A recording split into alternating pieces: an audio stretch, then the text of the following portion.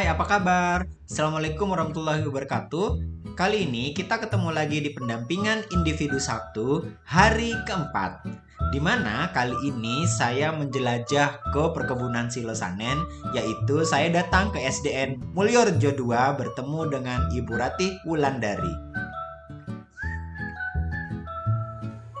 Selamat pagi ya Ibu, kita mulai dulu sesi pendampingan hari ini. Jadi salam dan sekian untuk Bu Ratih kali ini.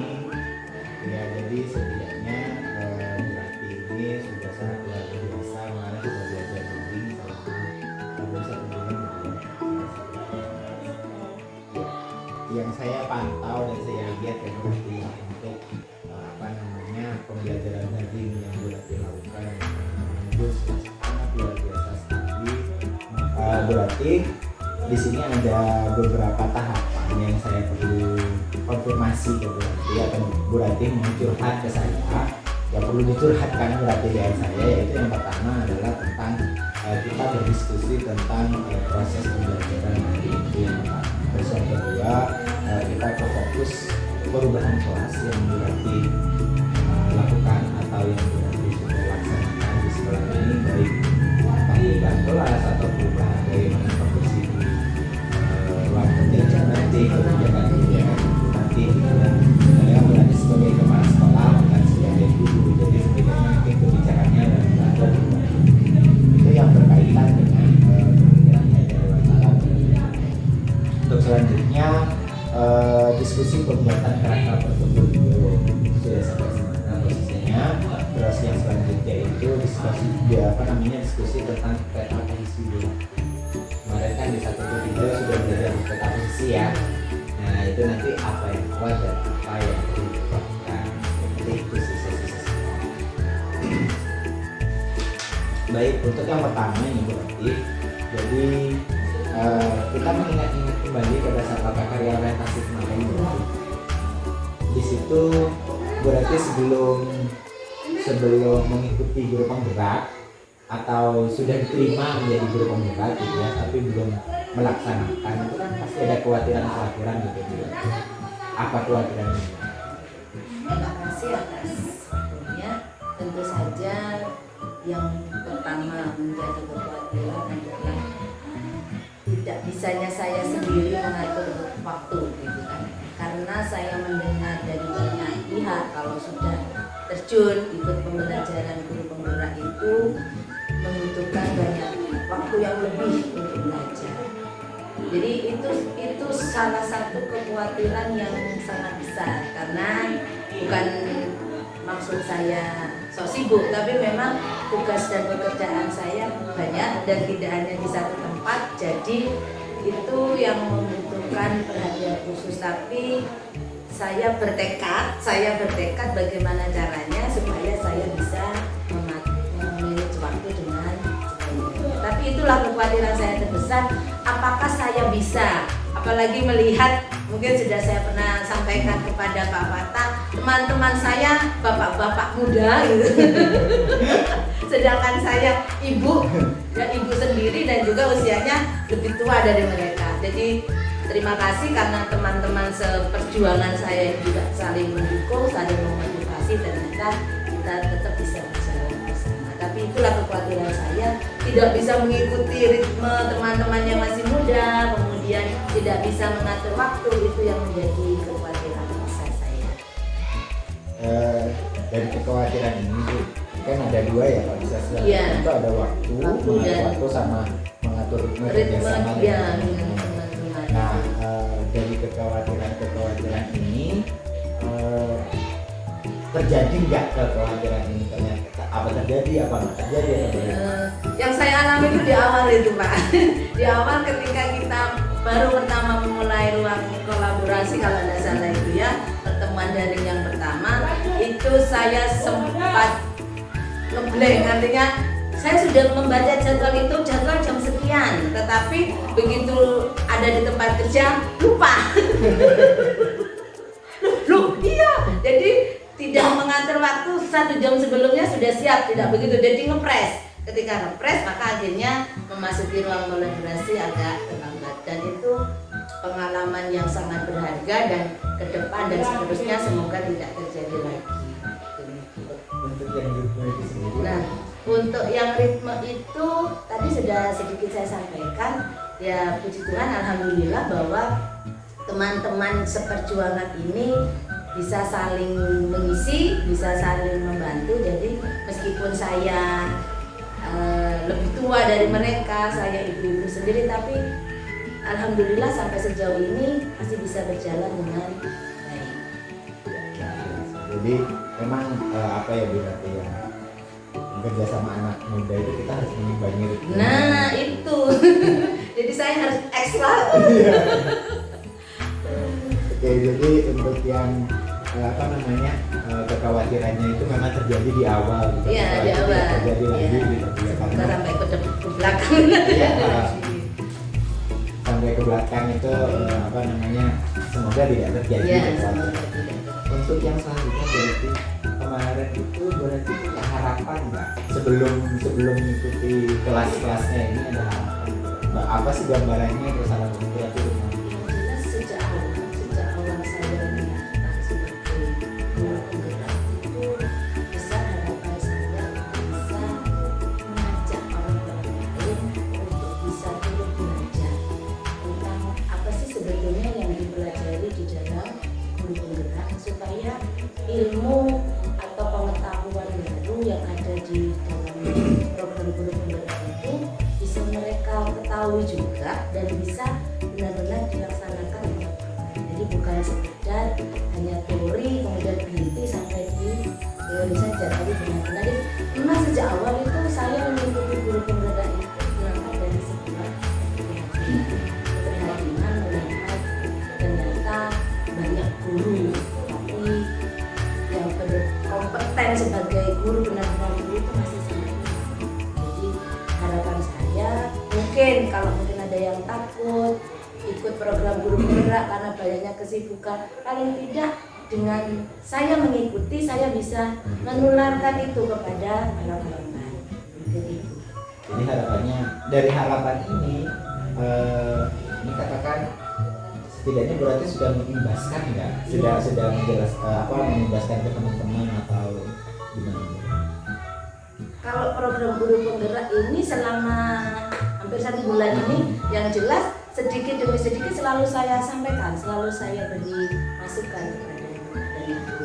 Kalau awal saya datang di sini itu kelas tidak hidup seperti ini. Mereka hanya diam di dalam kelas, sunyi, tidak ada apa-apa. Kemudian saya itu bertanda tanya, ada apa di dalam sana?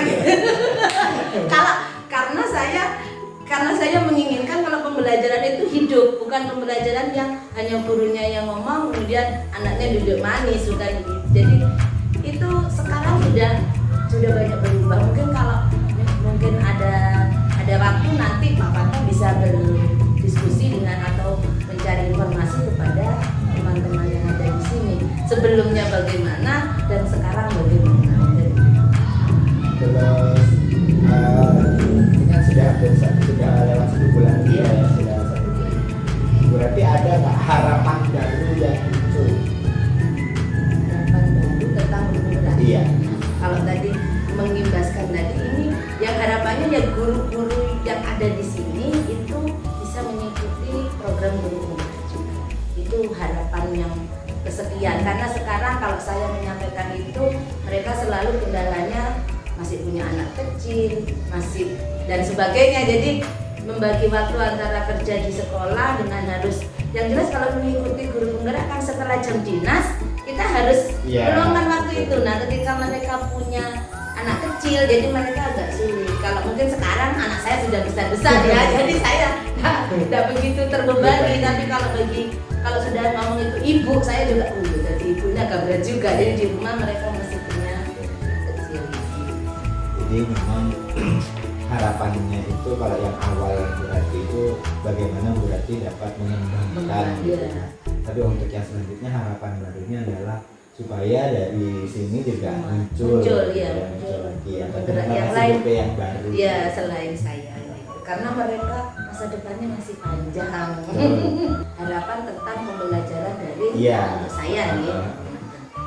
Jadi kalau harapan saya itu bagi saya sendiri, karena berdasarkan pengalaman selama 1 bulan ini, yang seperti saya sampaikan tadi, kendala saya kan ada di manajemen waktu ini. Jadi harapan saya ke depan, saya bisa lebih detail lagi mengatur jam. Jadi kalau selama ini kan saya hanya secara garis besar saja, garis besarnya saja. Ini nanti jam sekian ada ini, jam sekian ada ini. Tapi saya ingin lebih tertib lagi gitu, lebih tertib lagi, itu belum bisa saya lakukan. Jadi ingin kayak seperti jadwal gitu ya, ini jadwal nanti ini buat ini mungkin saya ingin belajar untuk itu gitu. Jadi supaya lebih rapi lagi, lebih tertib lagi. Jadi saya memanage waktunya juga lebih baik. Gitu.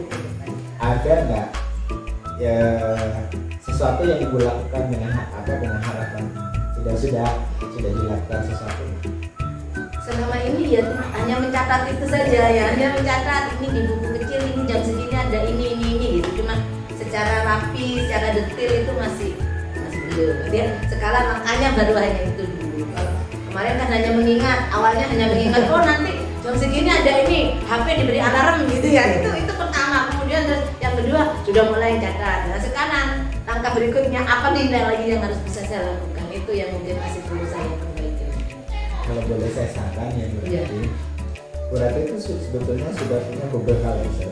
Begitu ya. Nah, nanti kita lihat mengenai perubahan kelas atau perubahan kantor ya kalau nggak salah.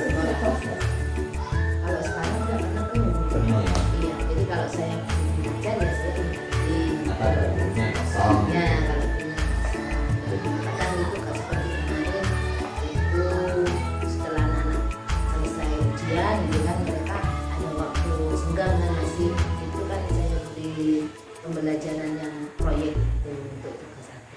Nah, jadi saya masuk di dalam. Apa perubahan yang dilakukan Bu Ratih di sekolah yang selaras dengan kebutuhannya? Perubahan yang selaras yang pertama yang jelas itu menuntun bagi saya gitu. Menuntunnya itu di sini kalau saya mempunyai kebijakan itu saya tidak sekedar perintah. Mungkin karena posisi saya sebagai kepala sekolah, tetapi saya menuntun mereka. Jadi menunjukkan begini loh, seperti ini loh. Jadi benar-benar menuntun dari awal, dan kebetulan memang Bapak dan Ibu guru di sini memang belum mengerti tentang hal itu. Bahkan menyusun perangkat pembelajaran pun saya masih mengawali lagi, menunjukkan bagaimana, mulai dari mana, tahapannya dari mana, seperti apa, dan momen diskusi itu masih sering, terus konsultasi juga masih sering. Seperti ini kita sedang melengkapi dokumen akreditasi, itu pun ya saya harus terjun di dalamnya gitu, terus benar-benar menuntut ini loh yang dimaksud ini untuk ini, yang dimaksud ini untuk ini. Jadi lebih ke kalau tahap sekarang karena saya sedang dalam proses untuk pembenahan sumber daya manusia. Kalau sumber daya yang lainnya hanya sedikit demi sedikit dan bisa saja. Jadi kalau bisa dipresentase sebelum Bu Ratih mengikuti program Bapak, karena katakan sudah belajar mengenai itu, perubahannya itu seberapa sih? Berapa persen mungkin tadi dari yang dulu awalnya mungkin perintah menjadi menuntun itu sudah berapa persen perubahan? Sudah drastis kah atau Perubahan bagi Bapak dan Ibu guru atau bagi saya? bagi Bu Ratih sendiri? Kalau bagi saya sangat banyak, karena memang yang tadinya itu bayangan saya itu wah di sini nanti sudah bisa jalan. Kalau saya ada seperti ini jalan, saya ngomong begini jalan. Nah, ketika sudah belajar ini saya semakin lebih paham bahwa butuh pendekatan manusiawi untuk menyampaikan apa yang ingin kita sampaikan kepada mereka, terutama dalam hal pembelajaran ini. Saya ingin menuntun Bapak dan Ibu guru, dan Bapak Ibu guru harus bisa menuntun anak-anak. Alanya kita fokusnya pada peserta didik. Jadi bukan hanya untuk keperluan sekolah, tapi tujuan utamanya adalah untuk perubahan terutama paradigma pendidikan dan bagaimana mereka bisa menghadapi anak-anak itu sesuai dengan tuntutan atau ajaran belajar negara itu. Jadi kalau misalkan jadi perubahannya sudah sangat, kalau bilang dikatakan mau signifikan karena memang ketika berarti ke sini sudah mulai bergerilya lah Pak. Sudah mulai bergerilya, cuma yang meluruskan saya ya ini pembelajaran dari guru penggerak ini. Kalau awalnya saya mungkin berdasarkan pengalaman atau pengetahuan saya yang sebelumnya. Nah sekarang dengan pengetahuan dari Ki Hajar Dewantara yang semakin diperdalam ya di guru penggerak ini, semakin membuka wawasan saya. Oh ternyata betul ini nyambung dengan ini nyambung dengan ini gitu lah. Jadi benar-benar semakin gitu, semakin mantap gitu. Apa saja pembelajaran yang Ibu dapatkan di modul filosofi Ki Hajar Dewantara yang mendorong untuk melakukan perubahan? Selain menuntun, Selain itu ini yang jelas ini yang paling berkesan buat saya itu untuk mencapai keselamatan dan kebahagiaan. Ini yang paling mengena buat saya. Karena sebelumnya saya itu ya mengajar gitu, mengajar, tapi tujuannya untuk mencapai kebahagiaan dan keselamatan tidak ada, gitu, tidak ada. Jadi begitu membuka ini, mempelajari ini, oh tiba ini tahu ini. Jadi arahnya itu sebetulnya tujuannya untuk mencapai keselamatan dan kebahagiaan. Kalau saya dulu beranggapan bahwa ilmu itu yang kita miliki itu bisa berguna untuk kita, tapi berguna untuk apa? Saya belum bisa menyebutkan apa sih gitu ya. Tapi sekarang itu jadi oh arahnya itu kesini loh, menuju keselamatan dan kebahagiaan. Itu yang benar-benar sangat mendorong saya, semakin memotivasi saya untuk belajar lebih jauh. ya, jadi berarti modul 1.1 itu merubah berarti nggak? Oh sangat, sangat, sangat. Jadi ada darinya ya tadi bagaimana cara menuntun, terus bagaimana ini tadi membawa anak-anak itu menjadi bisa mencapai keselamatan dan kebahagiaan. Dan yang paling penting ini anak sejak lahir itu sudah punya karakter diri. Nah karakter diri ini yang tidak bisa kita ubah, itu yang paling penting. Jadi artinya supaya kadang kalau saya dulu mengajar memang betul sudah berorientasi pada siswa, tapi orientasi pada siswanya bukan seperti yang setelah kita belajar ini, beda gitu. Orientasinya pokoknya kita membuat pembelajaran yang kalau dulu Python ya, nah itu. Tetapi kita tidak tahu bahwa setiap anak itu harus kita tumbuhkan, jadi berdiferensiasi. Kalau dulu kan saya berdiferensiasinya itu hanya bersifat umum, tidak personal.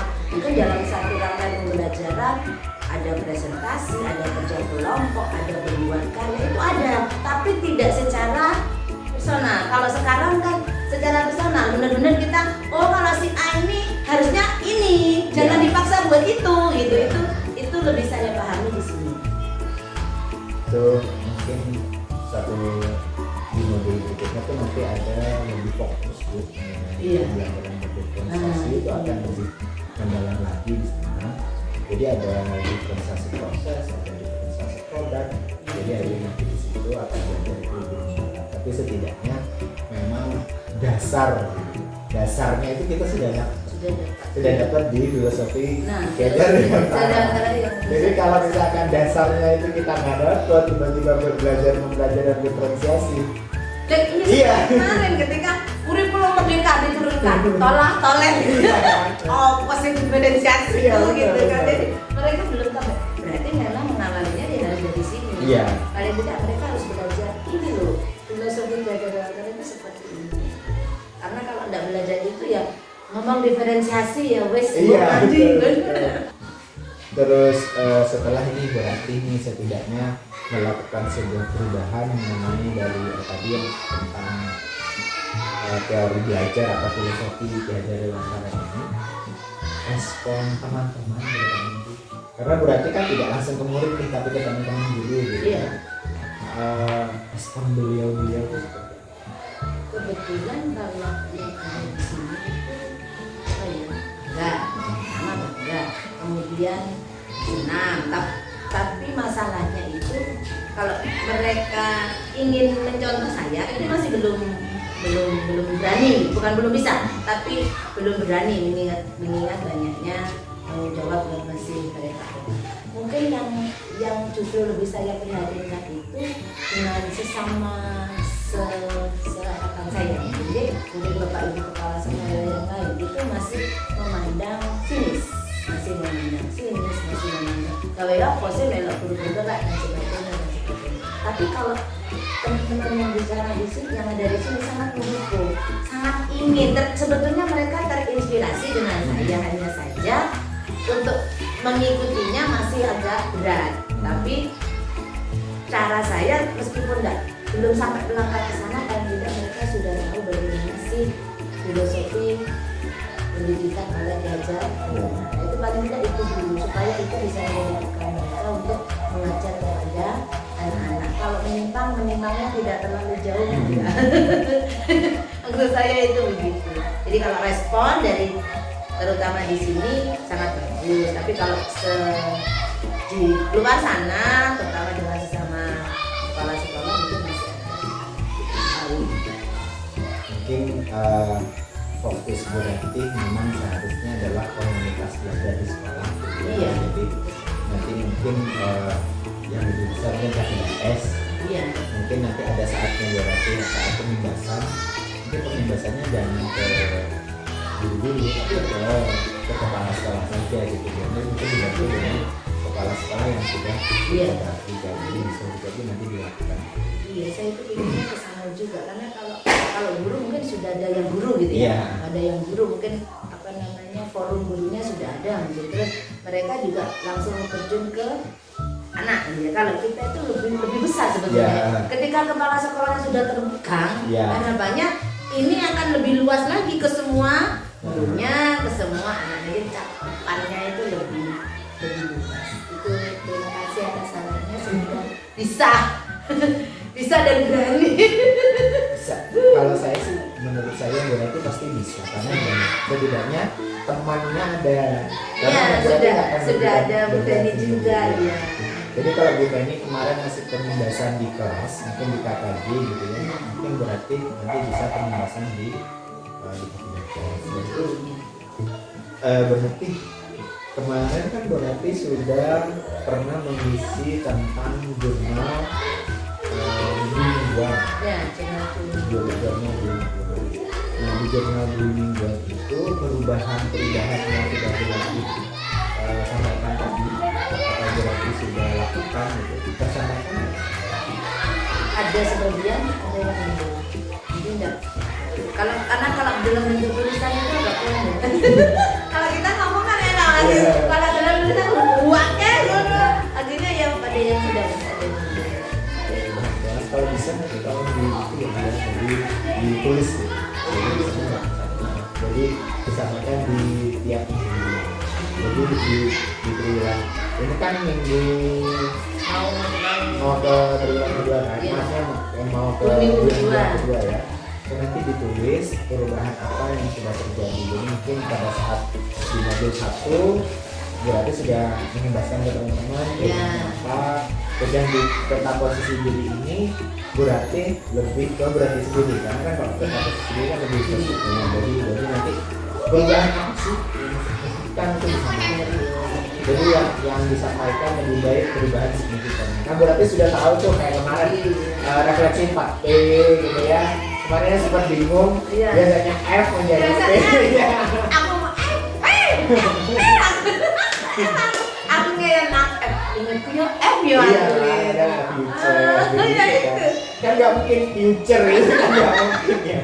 Ternyata di bahasa Indonesia. Iya di bahasa Indonesia kan. Kemarin di bahasa Indonesia. Itulah cerita-cerita dari Bu Rati yang sangat luar biasa dari seorang kepala sekolah sekaligus juga CGP di angkatan 8 ini. Sangat luar biasa cerita-ceritanya, sudah berdampak kepada guru-gurunya dan sudah terlihat perubahan yang ada di sekolah Bu Rati.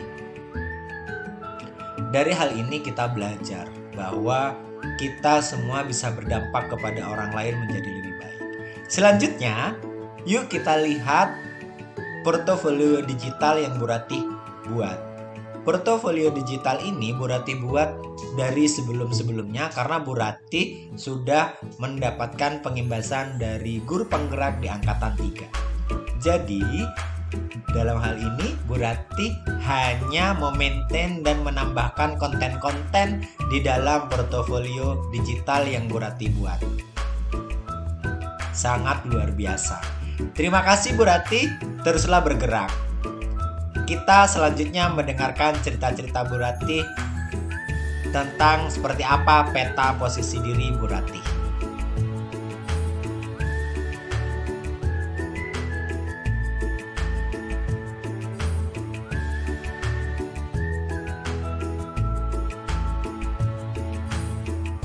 Itulah cerita yang Bu Ratih sampaikan mengenai portofolio digitalnya. Selanjutnya, seperti yang tadi saya sampaikan, saya akan menceritakan peta posisi diri untuk Bu Ratih. Menurut cerita Bu Ratih, peta posisi diri Bu Ratih yang paling kuat itu antara lain adalah berpihak kepada murid. Selanjutnya, Bu Ratih itu orang yang reflektif dan orang yang kolaboratif, di mana hal ini sudah sangat tergambarkan. Bu Ratih memang berpihak kepada murid. Bagaimana sekolah yang Bu Ratih pimpin, jika ada murid yang berkeliaran, tidak ada pembelajaran dan macam-macam, itu Bu Ratih menjadi sedih seperti itu. Selain itu, Bu Ratih juga menggambarkan bahwa beliau sendiri adalah orang yang sangat reflektif. Dari program-program yang Bu Ratih buat di sekolahnya, apabila tidak berjalan dengan baik, Bu Ratih langsung mengadakan konsolidasi atau refleksi bersama dengan guru-guru. Sangat luar biasa memang seorang kepala sekolah yang sudah dapat atau bisa berefleksi dengan program-program yang dibuat oleh sekolah tersebut. Selanjutnya, Bu Ratih itu adalah orang yang kolaboratif. Sebagai kepala sekolah, Bu Ratih menceritakan apabila dirinya tidak kolaboratif, maka apa jadinya sekolah yang beliau pimpin. Oleh karena itu, Bu Ratih adalah orang yang kolaboratif. Di sisi lain, Bu Ratih juga ingin masih meningkatkan kemandiriannya Bu Ratih, dan Bu Ratih ingin menjadi lebih inovatif. Karena seperti itu, sebagai Bu Ratih, sebagai orang ibu, wanita seperti itu, jadi Bu Ratih tidak bisa dikatakan masih belum mandiri dalam banyak hal. Masih butuh bantuan orang lain. Apalagi dengan umur yang Bu Ratih punya, untuk lebih inovatif gitu masih banyak terkendala dengan banyak hal. Oleh karena itu, Bu Ratih tetap akan meningkatkan kapasitasnya untuk lebih inovatif lagi dengan belajar kepada rekan sejawat, dengan putra-putrinya di rumah, dan teman-teman juga yang ada di sekolahnya. Jadi itulah cerita yang Bu Ratih sampaikan di akhir pertemuan pada saat pendampingan individu 1 di SDN Mulyorejo 2 yang dipimpin oleh Bu Ratih. Terima kasih Bu Ratih, teruslah bersemangat dan terus bergerak. Wassalamualaikum warahmatullahi wabarakatuh.